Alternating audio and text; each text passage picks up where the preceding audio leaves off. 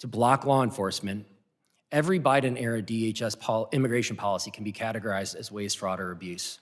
Thank you, and I look forward to answering your questions. Thank you, Mr. Block. Members will be recognized by order of seniority for their 5 minutes of questioning. Additional rounds of questioning may be called for. All members have been recognized. I now recognize myself for 5 minutes of questioning. Mr. Howell, you encouraged Congress just a minute ago relative to the NGOs, non-governmental organizations, and what we could do in particular to having the Office of Inspector Generals look into the NGOs. I really am intrigued by that because I think it's something that committees are going to be lacking on if we don't do that. I think it's a great idea. So I'm going to take your idea, I'm going to pivot to a former lead official within the Office of Inspector General, Mr. Roth.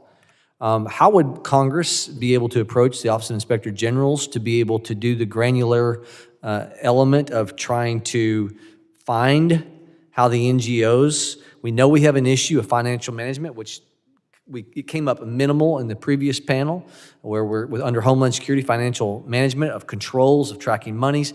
What did you see? What can we do, in your estimation, quickly, to be able to accomplish this goal for accountability with these NGOs? Well, in my experience, IG's offices are extraordinarily sensitive to requests from their committees of jurisdiction. So the fact that you are the chair of a subcommittee of Homeland Security means that typically, or at least in my experience when I was IG, we would take that very, very seriously. So my advice, for what it's worth, is that I would have your staff call their staff, engage in some discussions, and then perhaps follow up with a formal recommendation as to, or a formal request as to the sort of scope of the work. And in terms of NGOs and their ability to, given the financial management element, we know that we're under high risk under Homeland Security right now.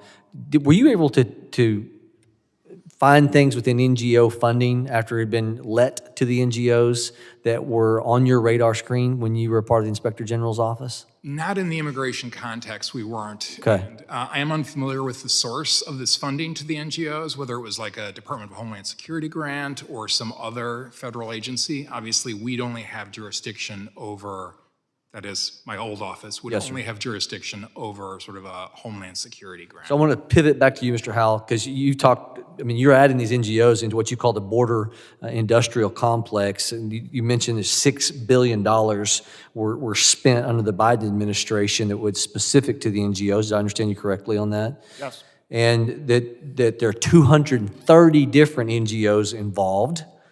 Can you name 5? You don't have to do 5. Okay, but a number of NGOs just right offhand that you feel like were the most egregious offenders? Right, so at DHS, there used to be a board that kind of oversaw the distribution of the funding, and on that board sat some of, we'll call them the name brand national charities, and those would include people like, Catholic Relief Services or Catholic Charities, USCCB, one variation of that, Lutheran Relief Services, Hebrew Immigrant Aid Society, all of these kind of mega organizations that play in the disaster space sat on that board that distributed money through a web of nonprofits. And I'm sure the number far exceeds 230, but there's a reason why the left did it this way. It's so that you couldn't get at who actually ended up with the money and how they spent it.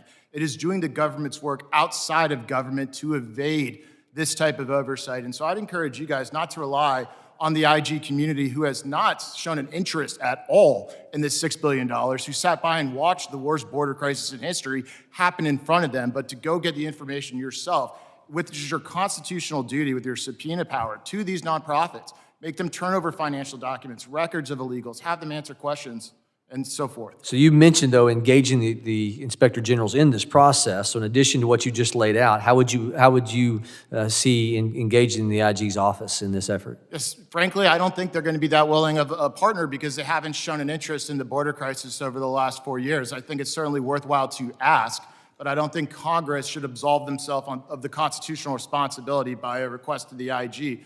I'd even be looking at law enforcement. A lot of this activity borders on criminal. It's good.